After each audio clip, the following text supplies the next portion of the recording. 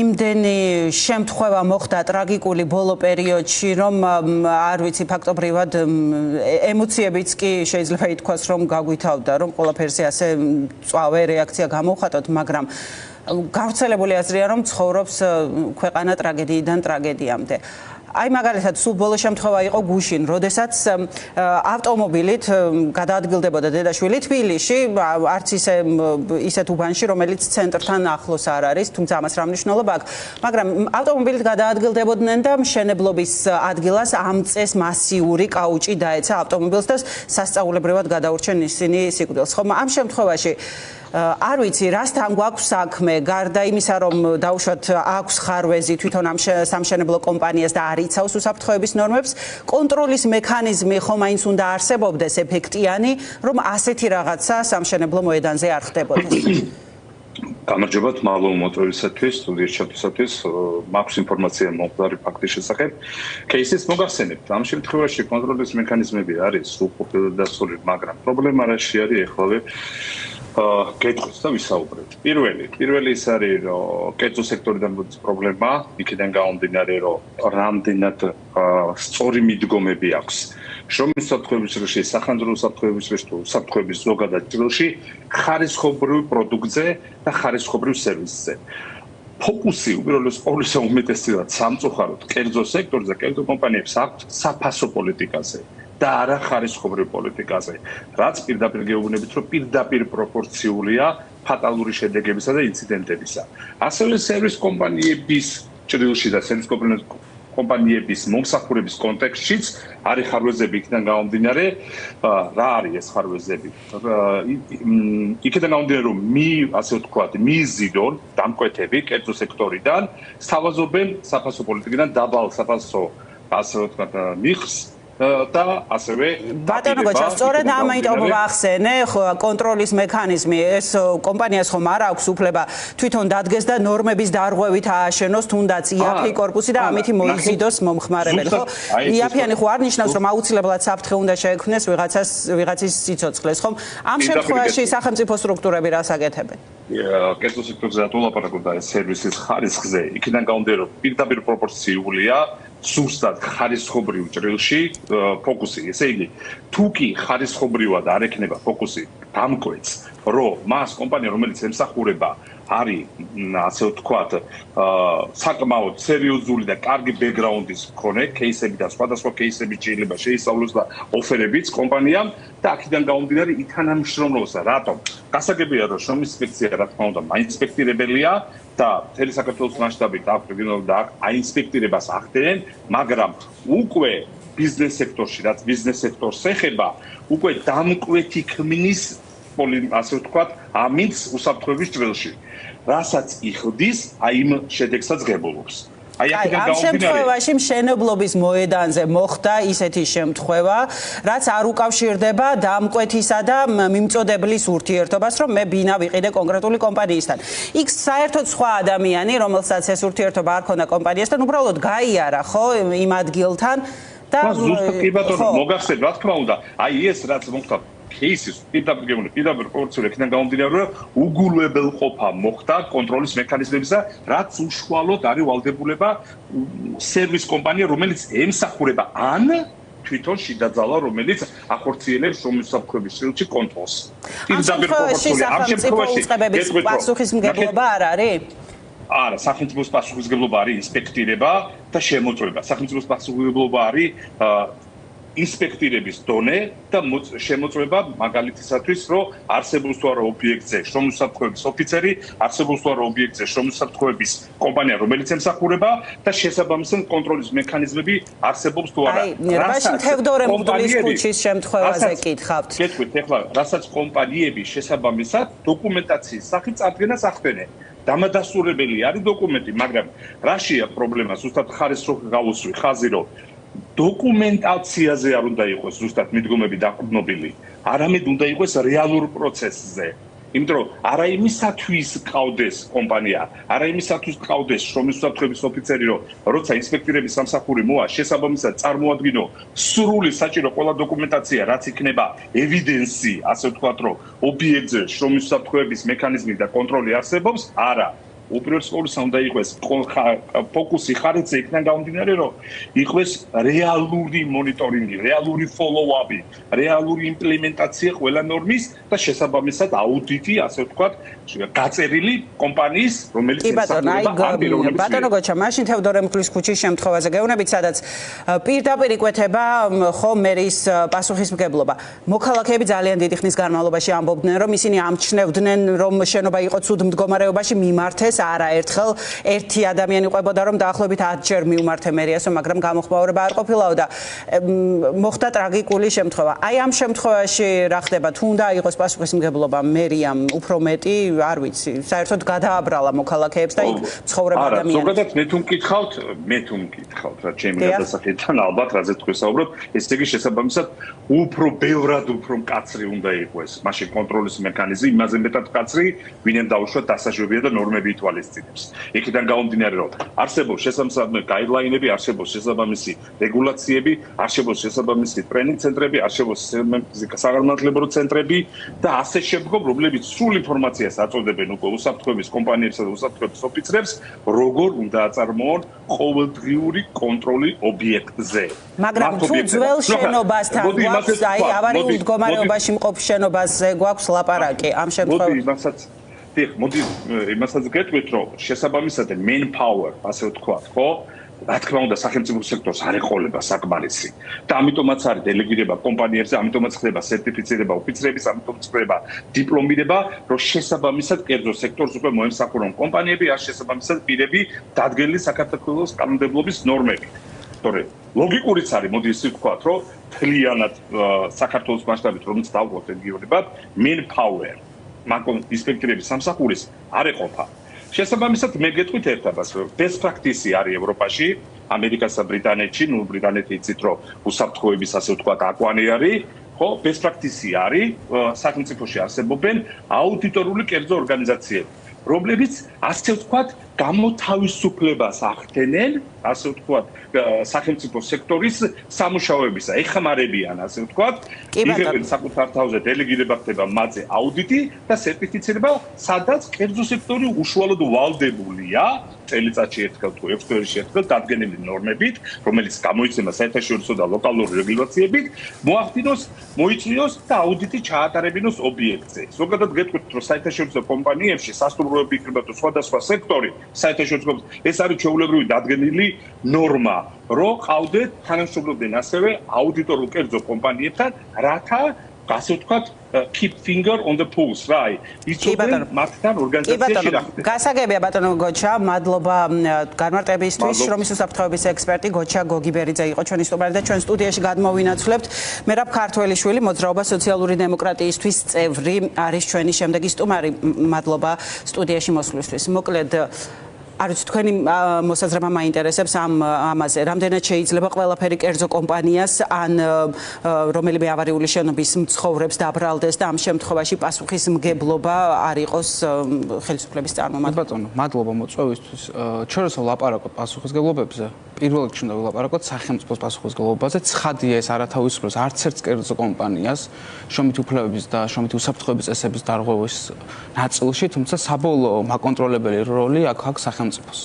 და ჩვენ რასაც უყურებთ ბოლო წლებში, ბოლო 10 წლეულებში შეგვიძლია ვთქვათ, რომ უსაფრთხოების სისტემები ამ ქვეყანაში არის მორღვეული და მით უმეტეს განსაკუთრებით ბოლო 2 წელს შეგვიძლია ვთქვათ ეს მიდგომა და იგივე ქალაქ თბილისის მერიასთან დაკავშირებითაც მათი საქმიანობებიც რო შევხედოთ, არანაირი პასუხისმგებლობის განცდა იმაზე რაც ხდება ქალაქში მათ არ აქვს. ყველაფერზე ხდება გადანდობა და ეხლა ჩვენ შრომის უსაფრთხოებაზე უნდა ვისაუბროთ, თუმცა უნდა ვთქვათ აი ეს ნაწილში რაც თევდორე ღვთის ქუჩაზე იყო, პირდაპირ პასუხისმგებლობა გადაიტანეს, ვთქვათ, იგივე მოქალაქეებზე, რომ სახლიდან და ბინებიდან არ გამოდიოდა, ხო? ჩვენ მეც რომ იქ საფრთხე არის, ბინებს დაემუქრა გარეთ ფასადის ნაწილი. ჩვენ მოვიძიეთ ზუსტად მერის მიერ მიღებული დებულება, რომელიც პირდაპირ ამბობს, რომ მესამე კატეგორია, როცა ამბობენ მესამე კატეგორიის ვალდებულება არ გაგვამოასახლოთ თუ ისინი არ განაცხადებენ თანხმობას, მაგ კატეგორიის შემთხვევაში აი როცა გვაქვს მესამე კატეგორიის შემთხვევა, ვალდებულება აქვს და გარე ფასადი და გარე უსაფრთხოების ნაწილი დაიცვან.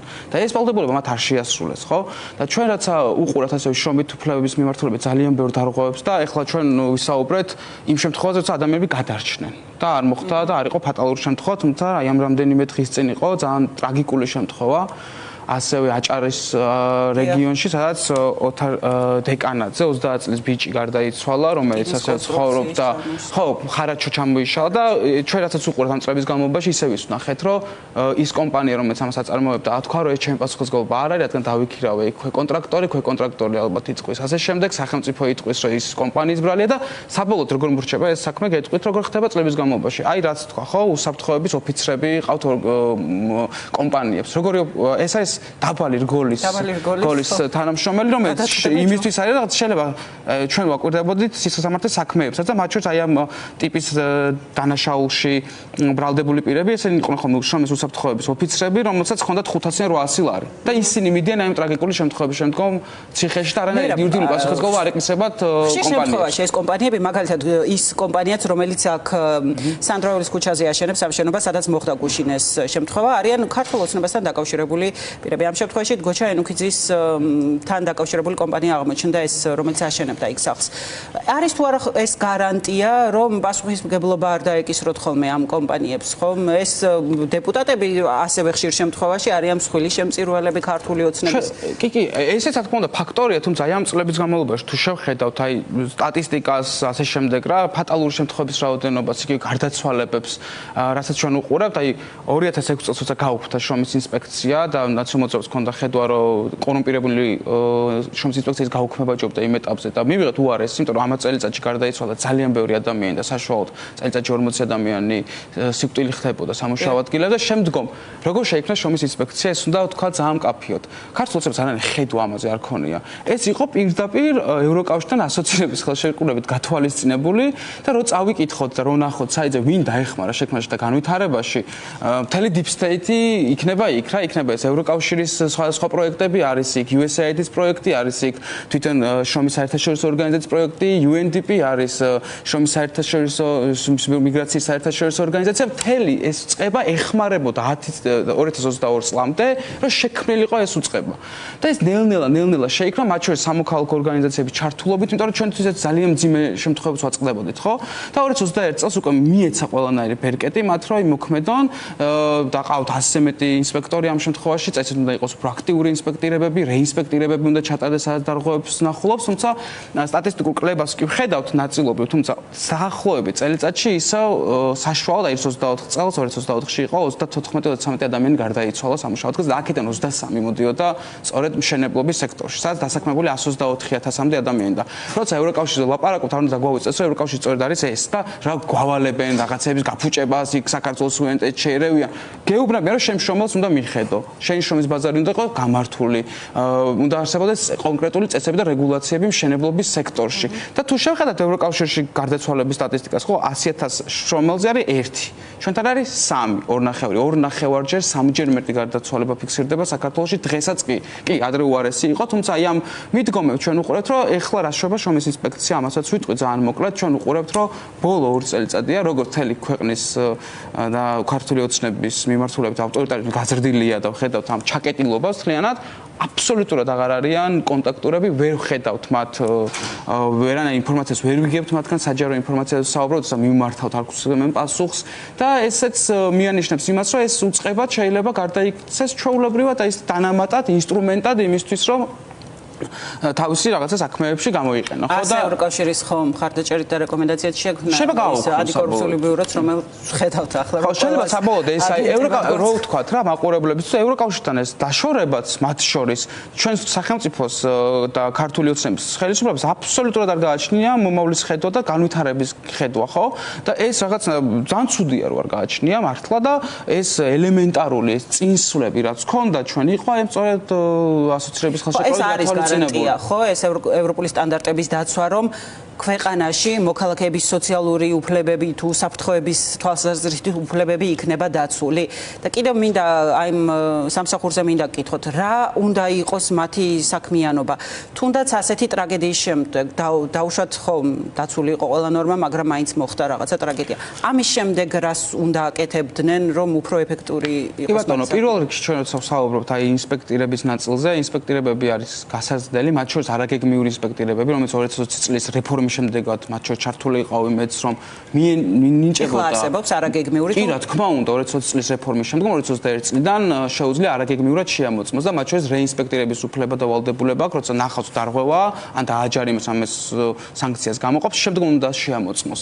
და ჩვენ ვნახეთ რომ რაღაცა ეხა უყურებდი გუშინ და რაღაცა 1200 რეინსპექტირების შემდგომ წელს გააკეთა 200 მათგანის რეინსპექტირება და ნახევარს კიდე გამოსწორებული არ ქონდა ის დარღვევები და წარმოვიდგინეთ რომ 1200-დან დაახლოებით 600-მა რო გავა საშუალოდ არ გამოასწორა ეს მიდგომები, რასაც არ ღვევდა დარღვევები და აუცილებელი პრევენციაზე მუშაობა, აი ეს არის პრევენციას ემსახურება, რომ გეგმიურად, არაგეგმიურად შევიდეს შეამოწმოს, მათ შორის რეგიონების მიმართულებით არის აუცილებლად გასაზრდა, იმიტომ რომ თბილისში ხდება ძირითადად ინსპექტირებები და ისიც როგორ ხდება არ ვიცით, იმიტომ რომ ჩაკეტილი აქვს გარკვეული ინფორმაციები, ადრე ჩვენ ქონდა პლატფორმა, რომელსაც ვიღებდით ინფორმაციებს, ღირსეული შრომის პლატფორმა, ეხა ესეც აღარ არის, უკვე აღარ გვაწვდიან არანაირი ინფორმაციას არ გასცემენ? ჩვენ რომ მივმართეთ, მაგალითად მე რომ მივმართე რომ რაღაც კვლევას ვაკეთებდი, მიპასუხი გამწეს რომ მე თქვენთან თანამშრომლები დაინტერესებულები არ ვართ და ამიტომ არ შეგხვდებით და არ ვიცი მეგობრობაზე ხო არ ვთხოვე რომ ჩვენ და ვიმეგობროთ, არა უბრალოდ ვალდებულებას შეცვლებას არ უნდა, იმიტომ რომ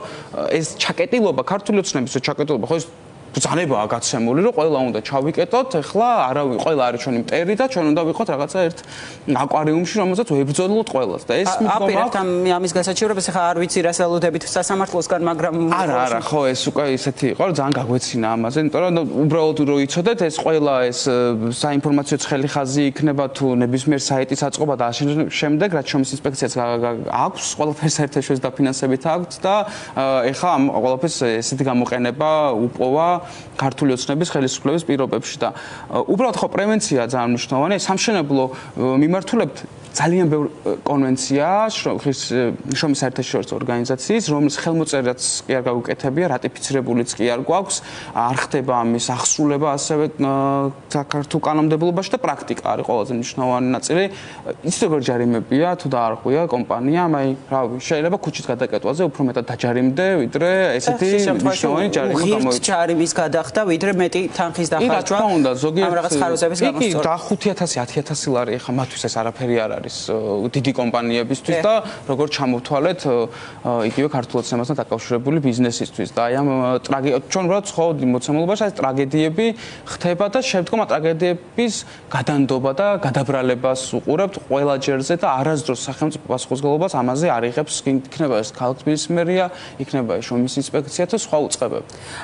აი გვესმის ბოლო დღეებში რა რიტორიკა აქვს ევროკავშირის მიმართ ქართულ ოცნებას, ხომ? ახლა არ ვიცი, ყველანაირად ცდილობს რომ ფასი დაუკარგოს იმ მონაპოვარს, რაც გვაქვს ევროკავშირთან ურთიერთობაში, ეს არის უვიზო მიმოსვლა თუ იქ ასოცირების შეთანხმება თუ ვაჭრობის შესახებ ხელშეკრულება. ახლა არ ვიცი, ეპატიჟება ფაქტობრივად ემიგრაციაში წასულ ძალიან დიდ რაოდენობას მოქალაქეების ქართული ოცნება რომ ჩამოვიდნენ ისინი და აქ მათ უზრუნველყოფს სოციალურად და სამსახურებსაც მისცემს, ხომ? არ ვიცი, მე მახსენდება 2019 წლის ბიძინა ივანიშვილის გამოსვლა, სადაც ამბობდა რომ უბრალოდ 200,000 ადამიანს აქ ვერ დავასაქმოთ უახლოეს წლებში და პირიქით იქნებ დაგეხმარო და ლეგალურად ემიგრაციაში გაგიშვათო და ეხლა საუბრობენ რომ უნდა დავაბრუნოთ. დაბრუნება ძალიან კარგია, ძალიან მნიშვნელოვანია ჩვენი მოქალაქეები იყვნენ აქ და თქვა აქაური ეკონომიკაში მუშაობდნენ და შრომის ბაზარზე იყვნენ ჩართულები, თუმცა მე ძალიან დიდი სკეპტიციზმით უყურებ იმას, რომ აქ ღირსეულ შრომით პირობებს დაახვედრებენ, როცა ჩვენ უყურებთ, რომ აქ დასაქმებული ადამიანები ყველანაირი შრომითი უსაფრთხოების გარეშე არსებობენ. გარდა არ გულისხმობ ფიზიკურ შრომით უსაფრთხოებას, აქ გულისხმობ ცხადია, მათ შორის მინიმალურ ხელფასს, რომელიც ამ ქვეყანაში არ არსებობს და შეიძლება ადამიანმა 300 ლარზე იმუშაოს იმუშაოს, ან იმუშაოს კვირაში 60 საათი. არ არსებობს უმუშაობის დაზღვევა, არსებობს უმუშაობის ბენეფიტები, რომელიც აუცილებელია რომ მქონდეს შრომის განცდა, რომ ის არის დასაქმებული. ყავს ძალიან ბევრი ადამიანი არაფორმალურ სექტორში ჩართული, რომელთა არ შემოწმება და ინსპექტირება არ ხდება, რა პირობებში ცხოვრობენ და არიან და მთლიანად ეკონომიკის მიღმა არსებობენ, იმიტომ რომ ფორმალური ეკონომიკის მიღმა არიან და აი ამ პირობებში როცა ნახევარი არაფორმალურ შრომაში გყავს, დაახლოებით ნახევარი გყავს ძალიან დაბალ ანაზღაურებაზე და ასევე მშენებლობაზე და მრეწველობის სფეროში და სამთო-მოპოვების სფეროში შრომითი უსაფრთხოების საკითხების პრობლემა გიდგას.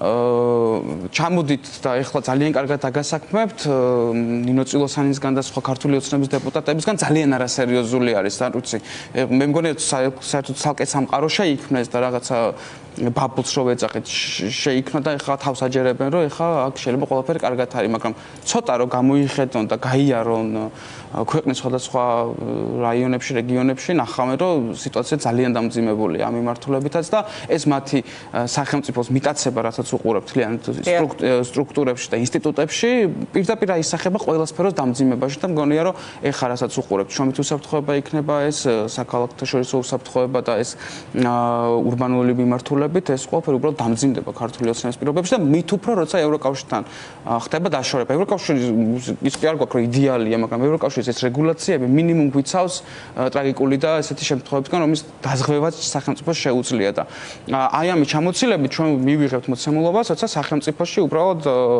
ყველაფერი დაიქვემდებარება ერთ პარტიას მადლობა თქვენი პასუხებისთვის გადაცემაში სტუმრობისთვის მერაბ ქართველიშვილი მოძრაობა სოციალური დემოკრატიისთვის იყო ჩვენი სტუმარი დავრცელდება ინფორმაცია იმასთან დაკავშირებით რომ ანა დოლინძის გუნდი მუნიციპალური ადგილობრივი თვითმმართველობის არჩევნებში მონაწილეობას აპირებს 24 ივლისს უпростоრად ახლა გავრცელდა ბოლო ინფორმაცია რომ ის საბოლოო გადაწყვეტილებას საზოგადოებას თვითონ გაცნობს ასეთი იყო დღევანდელი კომენტარი მადლობა რომ გვიყურებთ